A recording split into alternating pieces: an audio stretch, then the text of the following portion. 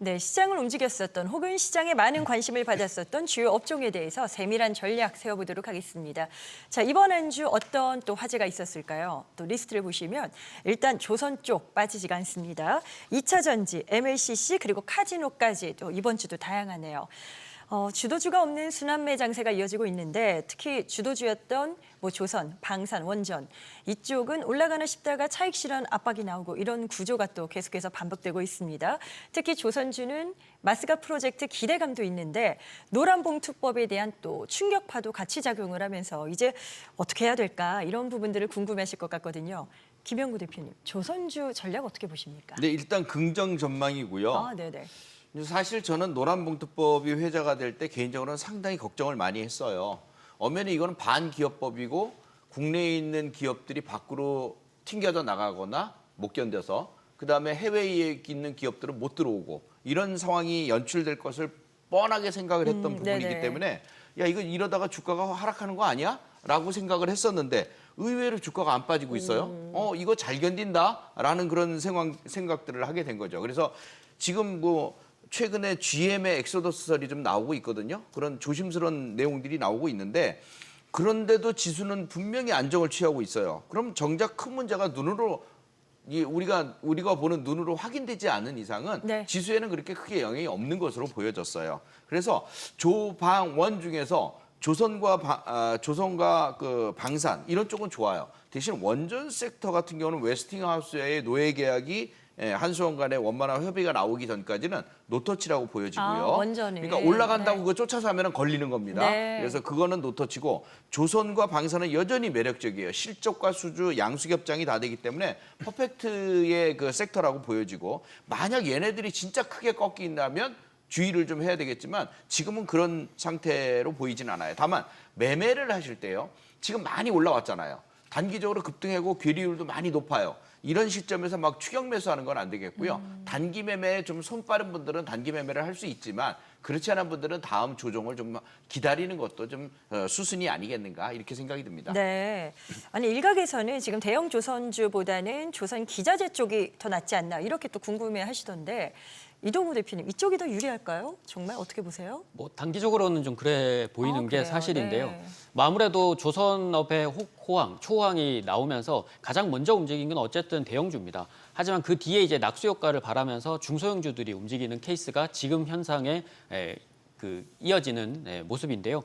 단기적으로는 당연히 이제 조선 기자재가 상승 여력과 아직 업종 내에 오르지 못한 종목들이 키 맞추기를 하면서 상향되는 구간이라서 유리해 보입니다. 하지만 중장기적으로는 조선업 전반적으로 초호황이라서 가능한 시나리오이기 때문에 조선 대연주를 이미 보유하신 분들은 상승 추세를 계속해서 이어서 보시는데도 무방할 것으로 보입니다. 네. 한미 정상회담 이후에 세론 부담이 조금 있긴 했었죠. 실제로 미국 조선업 재건을 위해서는 한국이 역할이 절대적으로 좀 필요한 상황이라서 조선업 전반적으로는 긍정적인 시각과 초호황 지위가 당분간 유지될 가능성이 높습니다.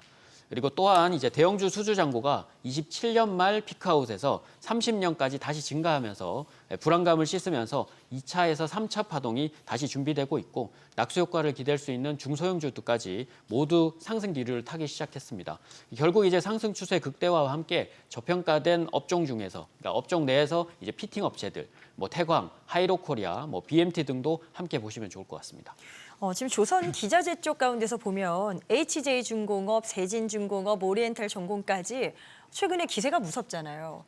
혹시 다음 타자 예측이 좀 가능할까요? 허연남 대표님. 네, 그 후속주라는 것은 결국 아직 덜 오르는 종목일 그렇죠. 텐데 네. 그 KSP가 좀 관심이 있어 보입니다.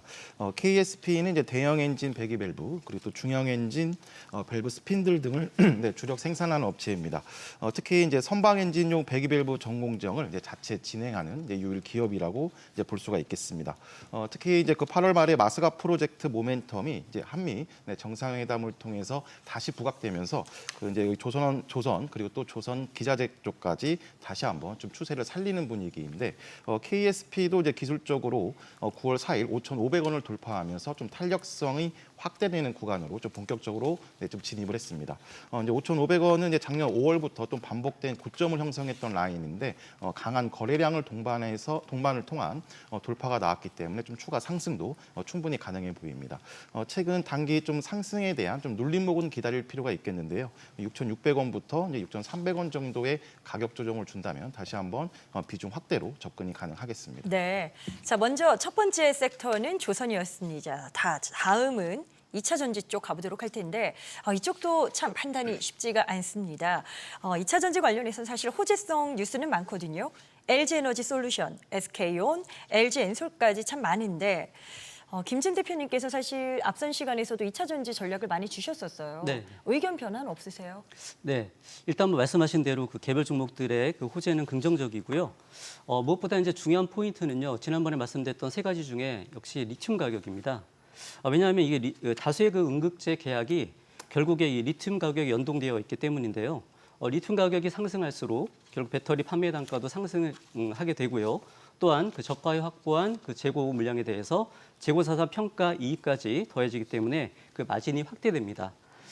제가 이제 또 차트를 또 한번 보실 텐데요. 네네. 지난주에도 보여드렸던 차트에 약간 제가 추가를 했는데 지난 방송에서 그 지지 예상해드렸던 79,400위안은 지지를 실패했습니다. 일단 실패했는데요. 그에 따라서 이제 2차 전지주들이 2주 동안 가격 조정을 받은 부분들이 있습니다. 하지만 지난 3월달 그 로마 숫자 1번 라인인데요. 이 71,000위안 돌파 시에 고점이었던 74,500위안 부근에서 지지가 다시 한번 예상이 됩니다. 즉 리튬 가격의 재상승과 함께 2차 전지주들의 재상승이 예상되어진다는 부분입니다. 따라서요 계속해서 투자는 유효하다고 보고요. 다음 주 탑3 선호주로 기술적으로 그 지지 라인에 지금 근접한 삼성 SDI 그리고 LG엔솔, 에코프로비엠까지 현재가 부근에서 충분히 매수를 유효하다라는 관점 제시해드리도록 하겠습니다. 네, 김영구 대표께서도 2차 전지에 대한 전략, 긍정적인 시각적으로 관심을 보여주셨었는데 의견 변화 없으세요? 어떠십니까? 네, 맞습니다. 네. 2차 전지는 제가 필살 방송을 통해서 여러분들에게 강조드린 포스코 피처엠, 그다음에 엔캠 이런 종목들이 다 40에서 50% 정도의 큰 수익률을 챙겼고 한 반 정도 수익을 챙겼어요. 그리고 나머지 수량을 보유 중인데 다시 한번 상승할 수 있는 가능성은 굉장히 높다고 보여집니다. 바닥권에서 매수한 거는 아마 100% 정도의 수익이 나올 것 같은데 한 번 더 기회가 남아 있다고 보는 거죠. 그리고 중기적인 추세도 그대로 유지가 되고 있고 이번에 아까 말씀하신 리튬 가격의 조정 때문에 대체적으로 조정을 보였지만 충분히 여력이 있을 거예요. 핵심 포인트는 이렇게 보면 돼요.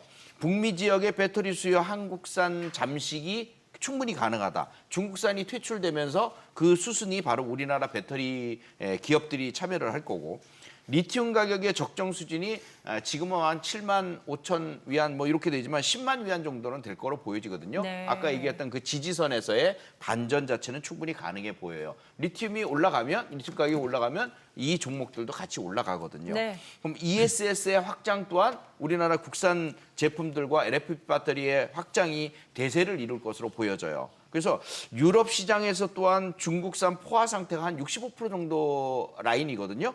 그 점유율 자체 65% 이상을 넘어가지 못해요. 그래서 그 한계치를 한국산이 또 채워줄 거거든요. 그럼 중국산은 65%에서 줄어들 거고 한국산은 35%에서 40%, 50% 확산이 된다는 거죠. 이렇게 됐을 때 충분히 매력이 있다는 흐름이 들어옵니다. 그래서 이 중에서 여러분들이 2차 전지 주식들을 갖다 본다면 여러 종목을 다 보실 필요는 없어요. 제가 지난번에 말씀드렸던 엔캠이 있는데 요게 급등을 하다가 9만 원대 가다가 지금 떨어졌거든요. 요 종목을 잘 살피시고서 다시 재매수 관점으로 본다면 다시 목표치가 한 10만 원 정도 이렇게 정도는 충분히 가능하지 않겠나 보여집니다. 알겠습니다. 자, 2차 전지의 자세한 전략 세워봤습니다.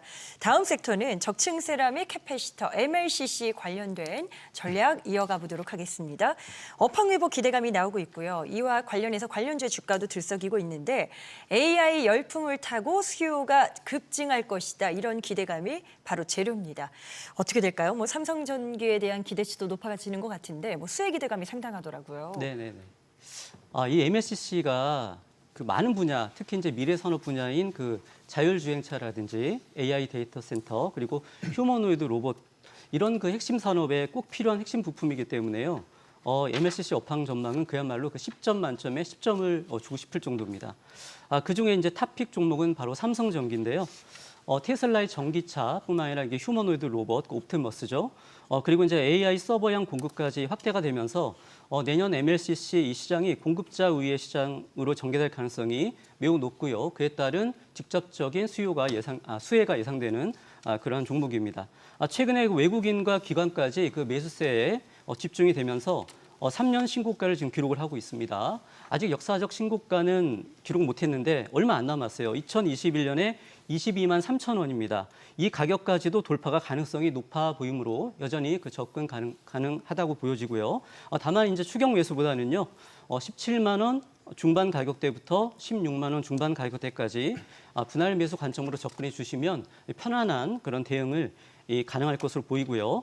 추가로 소형주 중에 최근에 그 바닥권에서 눈에 띄는 수급이 들어온 한 종목만 간략하게 말씀드리겠습니다. 네. 바로 사마 콘덴서인데요. 국내 유일의 그 콘덴서 종합 메이커입니다. 이 회사의 그 MLCC의 그 매출 비중이요, 반기 기준으로 45% 정도를 차지하고 있습니다. 접근 전략은요, 수요일 그 장대 양봉을 기록했는데요. 이 장대 양봉 이하 가격대로 분할로 진입해 보시면 단기간에 좋은 결과가 나올 것으로 예상이 되고 있습니다. 네, 이번엔 폴더블 폰으로 가보도록 하겠습니다. 아이폰 17 시리즈 공개를 앞두고 부품주는 물론이고요. 폴더블 폰 관련주가 또 들썩이고 있습니다. 삼성의 폴더블 폰 판매 호조에다가 애플 쪽에서도 이와 관련해서 출하량이 좀 올라가는 부분들, 그런 재료가 있는 상태죠. 자, 이동우 대표님, 관련주에 투자를 어떻게 할까 궁금하실 것 같은데 어떤 타이밍이 좋을지 궁금하네요. 일단은 9월 9일 날 아이폰 17 시리즈가 이제 공개 행사에서 나오게 되는데 그게 좀 변곡점이 될 가능성이 높습니다. 물론 이제 애플이 만들면 당연히 이제 폴더블 폰 시장 자체가 좀 크게 확장되는 계기가 될 가능성이 높습니다. 하지만 이제 폴더블 폰에 대한 힌트가 이번 공개 행사에서 만약에 이제 나온다면 이제 빠른 타이밍에 관련주들이 한 번 더 추가 상승이 나올 가능성이 높지만 만에 하나 힌트 없이 내년 출시설로만 그칠 경우, 그러면 이제 조정의 동반이 그대로 나올 것이고요. 물론 이제 양산이 되는 시기도 어떻게 결정이 될지 모르기 때문에 그 시기까지는 좀 기다리시고 양산 시기 3개월 전부터는 다시 매매 기회가 올 듯합니다. 폴더블 폰의 가장 큰 수혜는 기본적으로는 이제 패널 자체가 더 들어가기 때문에 OLED 패널 업체인 LG 디스플레이 그리고 삼성 디스플레이가 이제 관련주로 가장 꼽히고요. 그리고 기술적으로는 이제 접었다 펼 수 있는 이제 힌지 그리고 특수 필름 업체인 이제 파이넴텍 KH 바텍 그리고 UTI, 세경 하이텍 등이 아마 조정 시의 진입 기회로 보시면 좋을 것 같습니다. 네, 김진 대표님께서도 관련주 좀 지켜보시는 쪽 있으세요? 네, 설명 앞에서 충분히 해주셨으니까 네. 저는 이제 탑 3 종목 제시해 드리도록 하겠습니다. 3개 종목. 네. 예. 차트가 준비되는지 모르겠는데요. 지난 이제 8월 8일 필살기 그 수익 파이트에서 추천드렸던 DKT라고 있습니다. 이 종목이 이제 야무지게 전고점 이 지지력을 확인하고 상승 중에 있는데요. 지난 방송 때 그 제시해드렸던 가격대 그 1차 매수가 완료된 이후에 약간의 매수 기회를 좀 더 주고 그 상승 추세 중입니다. 목표가는 1차 9,000원, 2차 1만 원 제시해드렸으니까요. 이제는 좀 많이 올랐기 때문에 트레일링 스탑 그 이익 스탑 전략을 잡고 여유 있게 가져가시면 될 것 같고요. 두 번째는 이제 파이넴텍인데요. 파이넴텍은 지금 차트를 보시면은 신고가를 돌파하고 있는 그런 차트입니다. 네네. 그렇기 때문에 이제 추격 매수는 이제 항상 지양하라는 말씀을 드리고요. 항상 그 눌림목을 이용해야 되는데요. 이 파이넴텍 같은 경우는 이제 신고가 눌림목 지지 타점이 12,000원 전후가 되겠습니다. 이 가격대에서 분할 매수로 접근하시면 괜찮을 것 같고요. 세 번째가 이제 KH 바텍인데요. KH 바텍도 최근에 좀 많이 올랐습니다. 정고점 그리고 이 정고점이 바로 52주 신고가를 지금 돌파하고 있는 그런 차트입니다. 마찬가지로요. 추격 매수는 지양하시고요. 정고점 또 눌림목으로 접근하셔야 되는데 타점은 13,000원 전후에서 그 분할 매수로 접근하시면 되겠습니다.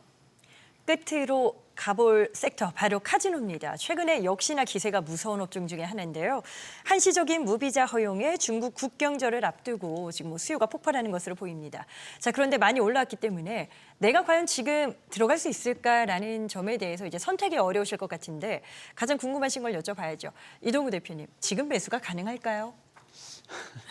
네. 조정 시에 저는 가능하다고 보여지는데요. 좀 눌린 자리가 나올 때. 네네. 네. 카지노뿐만 아니라 이제 호텔, 여행까지 모두 조정 시에 지금 진입은 가능해 보입니다. 이미 이제 4월이나 5월에 이제 롯데관광개발이 올해 말까지도 이제 강세가 지속될 것이다라고 그러면서 이제 추천을 드린 적이 있는데 그런 이후에도 이제 2배가 상승을 했는데요. 최근 이제 중국 관광객의 무비자 한시 허용에 중국 관광객도 크게 늘었고 또한 이제 최근에 열풍을 불고 있는 캐대언 열풍이 중국뿐만 아니라 전 세계 관광객을 대상으로 국내 캐대언 성지 투어 상품이 히트칠 정도로 카지노뿐만 아니라 호텔이나 여행까지 크게 성장할 것으로 보입니다. 특히나 호텔업은 수요 대비해서 공급자 우위 시장이 이제 지속될 것으로 하반기까지 지속될 것으로 보이고 최소 27년까지 사상 최대 실적이 예상되고 있어서 지금 25년 말이니까 충분히 26년 하반기까지도 기대할 수 있는 부분이 있다고 보여집니다. 또한 이제 하반기 역대 채용을 공시한 롯데관광개발은 10월 달에 황금 연휴에 더 큰 기대를 하고 있고 호텔신라, 파라다이스, GKL뿐만 아니라 여행사인 이제 노랑풍선 그리고 하나투어, 모두투어 등도 조정 시 하반기 실적 기대감으로 매수하셔도 좋을 기회라고 생각이 듭니다. 또 다른 의견도 한번 들어볼까요? 김영구 대표님, 카지노가 많이 올라왔으니까 호텔이나 여행 쪽으로 가보는 건 어떨까라는 이런 선택에 대해서 어떤 답을 주시겠어요? 제가 여행주, 호텔주 이렇게 다 봤는데 죄송하지만 별로 이렇게 마음에 드는 게 없었어요. 예를 들어서 이쪽을? 하나투어, 네네. 모두투어, 신라호텔 여러 가지 내용인데 호텔 관련주들 다 봤는데 네. 별로였어요. 객실 부족 현상은 분명히 겪고 있는 기업이 있긴 있어요. 캐더한 효과 때문인데요. 그 K-팝 데모넌스터가 너무 인기를 끌다 보니까 이 찜질방에 오는 거예요. 그다음에 오, 호텔도 오고 네네. 찜질방도 오고. 근데 그 중에서 특화된 기업이 하나 있더라고요. 어디죠? 서부 T&D라고 그 용산에다가 드래곤시티. 호텔하고 네. 찜질방 운영하는 기업이 있어요. 근데 그 기업에 맨날 풀로 차요. 그 호텔하고 그 찜질방이. 그래서 이 기업이 왜 이럴까 봤더니 주가를 1만 원 선을 돌파를 했더라고요, 이제. 신고가 갱신으로 가고 있는데 요런 거는 이제 매물벽도 없어요. 매물벽도 없기 때문에 이제부터는 여러분들이 한 1만 원 선 전후에서 계속해서 한번 매수를 갖다 해준다면 한번 이 인기 때문에 캐대한 인기 때문에 한번 더 가지 않을까 이렇게 네. 한번 보여집니다. 알겠습니다. 자, 네 분의 업종별 전략 의견, 투자 전략 세우시는데 또 참고 자료로 활용하시면 될 것 같습니다. 투자의 최종 판단 책임은 투자자 본인에게 있다는 점 다시 한번 말씀드립니다. 자신의 투자 원칙에 맞추어서 성공적인 투자하시길 바라겠고요. 주식에 대한 유익한 정보는 카카오 채널에서도 만나보실 수 있습니다. 채널명 필살기를 검색해서 친구 추가하시면 됩니다.